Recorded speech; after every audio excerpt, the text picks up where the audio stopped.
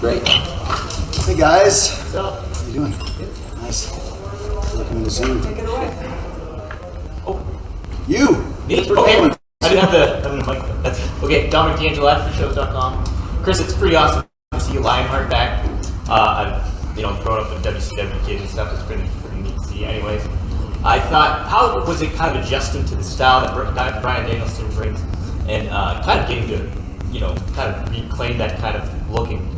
Well, it's funny that it took 32 years for Bryan Danielson and I to have a spotlight pay-per-view match. It's unbelievable when you think about it. I was thinking, when did this happen last? And this is when I had a match with Undertaker, the first match we ever had after I've been in WWE for 10 years. And I was like, how did it fucking take so long for us to get, and we only had one match, never had a pay-per-view or anything. Same with Bryan tonight. It's just, I really, really enjoyed this match because it reminded me of the matches I used to have with Eddie and Chris and Dean and all. Back in the day, you didn't call anything. You just went out and wrestled. You just wrestled each other. And to do that tonight was so much fun because there's only a few guys you can do that with. And Bryan is one of them, obviously. So, and Lionheart, I mean, it's a fun gimmick, and it's still me, right? And it's just using all of the stuff that I kind of forgot about. You know what I mean? And it was just so much fun, and just a fucking wrestling match. I just like that. It was really, really a special one for me.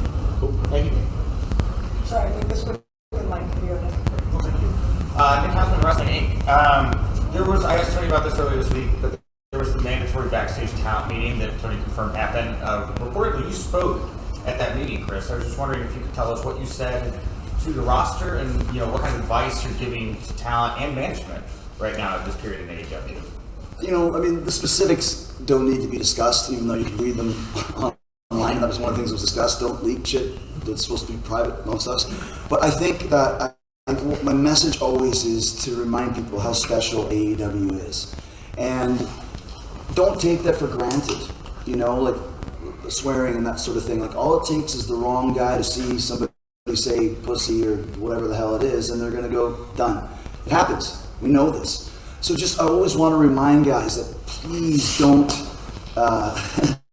ruin, or potentially ruin, this amazing world that we've created. We don't want guys going into business for themselves. We don't, and we can't. And where I came from, working for Vince for 20 years, that was unacceptable. It would never happen. And I'm just trying to let people know that we're getting to the point now where these types of things are unacceptable as well. And we will start, doing things that Tony would do in the NFL or with Fulham. And we are a pro sports, multi-million-dollar company with a huge television contract, with another huge television contract coming up soon. So a lot of guys don't have that experience and don't realize just how special this is. So that's what I try to do whenever we have these types of meetings. And I have them, and Tony has them. We used to have a lot more, but now it's a little more frequent. Just to remind guys, stay on course. Guys and girls, what I mean. Stephen Milhausen with The Zone. Chris, great match tonight. And you were talking about, Eddie and Dean and Chris and Watt, and where does Bryan rank among those guys in terms of now being in the ring with him? Well, I mean, I don't think there's such a thing as a bad Bryan Danielson match. And I don't really rank guys against each other because everybody's unique. Either you're good or you're not. And Bryan is beyond good. Obviously, he's one in a million. And the moment he came into AEW a year ago, right? I was like, man, one of these days we gotta have a match. But to me, it's always the story that counts first. You can put together a match, but if there's not a proper story, then what's the point?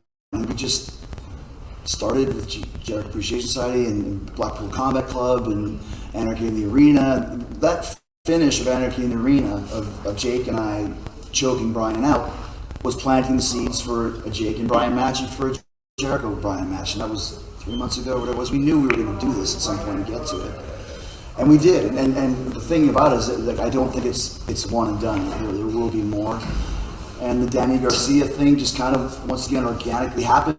It became this really cool twist to the story and very intriguing. We don't know for sure what's going to happen with that. But we have to tune in on Wednesday to see the next step of it. So,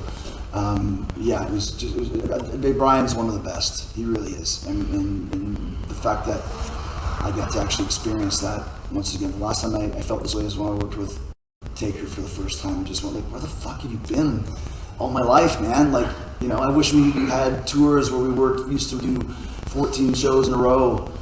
I could do that with Brian, you know, in many different ways. So it was just a real pleasure. Dave! Hey Chris, how are you? Good to see you guys, man. Dude, so when it comes to the mentality of reinventing, so you're reinventing yourself all the time. Because you have to do. You've been in the business for a long time and you keep things fresh. And how did the Lionheart idea come in? I mean, in the sense of, I mean, you did it before, but you go back to something that it's almost like you're going back 25 years in your career. Yeah. I mean, did it just pop in your head one day? Or Well, so it's an interesting story. So we built up a match with Jericho and Mox at Quake by the Lake for the title. And prior to that, I was just finishing up with Eddie Kingston. And also Moxley was involved as well. But we did Anarchy in the Arena. And we did Blood and Guts. And then we did Barbed Wire Everywhere. And I remember Mox at one point, well, we need some kind of a gimmick. Like, we've done too many gimmicks. Like, why don't we just have a fucking wrestling match? And he was, yeah, like that. And then he texted me during the week. Mox is a man of few words, unless he's excited, in which case he'll talk your ear off. And he said, I got this idea. What do you think? I remember I was in London for my spoken word show. And he said, I got this idea. Why don't I say that leave all the bullshit behind, leave the JS behind. I want the guy that I used to tape trade to see, that I watched in ECW in Japan, the Super J-Cup, Lionheart, Chris Jericho. And at first I was like, well, that's interesting, because I'm not a guy who likes nostalgia. But I was like, that's really cool. It's almost like I had just done the Painmaker with Barbed Wire Everywhere. Why can't we do Lionheart? That's actually really, really cool, and Tony loved it as well. So then I had the vest, and then I have a storage unit where I looked through boxes of stuff, and I found the kick pads, those original kick pads. I could not find the tights. But I thought if Kiss was going to go on tour and wear their costumes from 1977, they wouldn't wear the exact costumes, they'd get new ones made. So that's what we did. We got new ones made. We found the White Zombie song Electric Head, which was my ECW theme, and it all kind of just fell together. And the first one was such a huge success, and that's because I was like, this is great, I'll probably not do it again, but Tony loved it. And he's now building a whole story around it. And once again, it fits in with the heel Jericho, almost illusion. I'm better than I found the fountain of youth. I'm better than ever. I have the best wrestler in the world. Like, I can say that stuff as a heel because it's so funny. When I lose a match, it's a great match. When I win, 51-year-old Jericho's burying the guys. You know, so I can kind of use that. I bet I found the fountain of youth. Of course, I beat Bryan Danielson. I'm the best wrestler in the world. So there's that intrigues me as well, because it's that little kernel of truth that I always like as a heel, that you can just overblow to where people are like, shut the fuck up already, man. You know, like I really am having, we talked about this, maybe the best year of my career ever as far as star ratings and just great matches, and like you pointed out, different styles of matches too. So let's use that to our advantage. That the hiding behind it, it's pretty fucking cool. It's been a great year, so let's continue that. That's great. And also, just to add a little bit more color to it. So I loved it. When I heard about it, when Chris and John, when I talked to them both, I loved it. I thought it was amazing. And then coming out of it, it was so special. The Quake by the Lake was a huge success, and the company's really heated up since then. You know, we were talking box office, and I'm sure I'll talk numbers and stuff when Chris isn't here, but Chris is a big numbers guy. And the company is doing, you know, some of our best numbers. We've had this incredibly hot run with Chris and John here, and now we're as hot as we've been. And, you know, the consistency we had through the summer with Chris Jericho and John Moxley is top featured guys on television. I think of them as almost like the Sting and Ric Flair of this company, guys that have been there from the beginning that I can always count on, and that'll be associated forever with as the first two champions of the company. And then the way, the stability they brought through the summer, but then to tip it off and have such exciting things, Quake by the Lake, the great championship match, Punk comes back, and have all the exciting stuff. The place is going wild. But then something we've been excited about for doing so long, Danielson versus Jericho and the Lionheart thing. The day after Quake by the Lake, they showed that side by side. Did everybody see this side by side of Jericho in '96 and in 2022? I mentioned this to Dave last night, but for everybody, I was there in 1996 when that photo was taken. I was, how old are you? 12. So I was just a year older than you. I was 13 years old, and my dad took me to the ECW arena. I was actually here in the state of Illinois. I got into the University of Illinois Laboratory High School. They tricked me because they said if you take the exam, you don't have to go. You just have to prove that you can do it. So a bunch of my friends from school were actually here, people I grew up with, who were at the show tonight with my dad. And they tricked me because then I passed the exam. I got the 99.9 percentile on this exam, and he's like, "Well, now you're going. You have to." And I was like, "What? That's a bait and switch." If I've ever seen one, I was like, "Oh, you can do anything. You can do anything." So I was your age, and I got to go and see him. Do you know what they chanted when Chris left? Yeah. They chanted, "You sold out." And Chris was the biggest young babyface wrestler in the world. In my opinion, was the best young professional wrestler on the planet.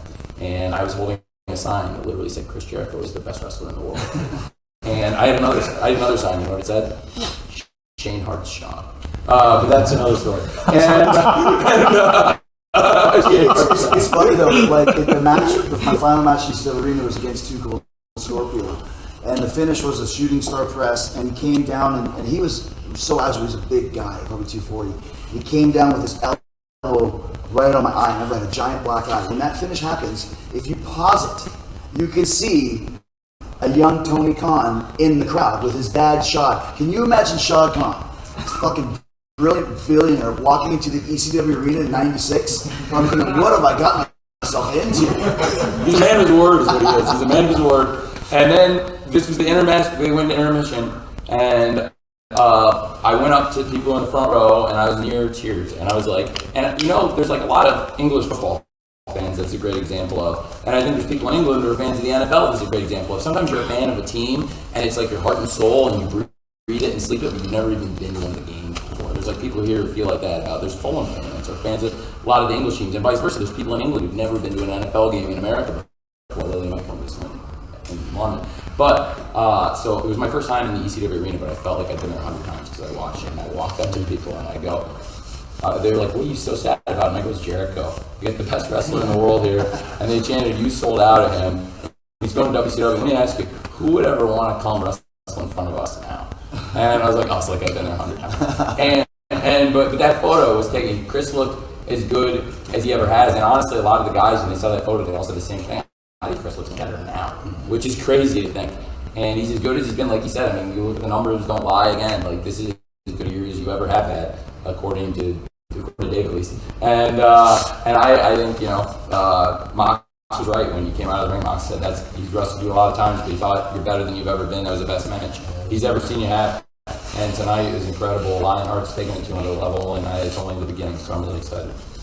Last two questions, Abe. Abe Gander, Rock 95.5. Can you guys consider doing a Fozzy show after a live rampage? When you do a live rampage show, because those are short shows. We used to do that early on in Fozzy, but it's hard. It's hard to do. You know, you can't do both at the same time. And I can do both. Like when we tour 5 days on, and Tuesdays and Wednesdays are off to do Dynamite. And sometimes I'll miss a Dynamite when we're on tour. But doing the show, the Fozzy show after AEW show would be very hard for me because it's two separate mentalities. You know what I mean? So I can't even imagine trying to do that. Yeah, that would be. Yeah, that'd be very hard.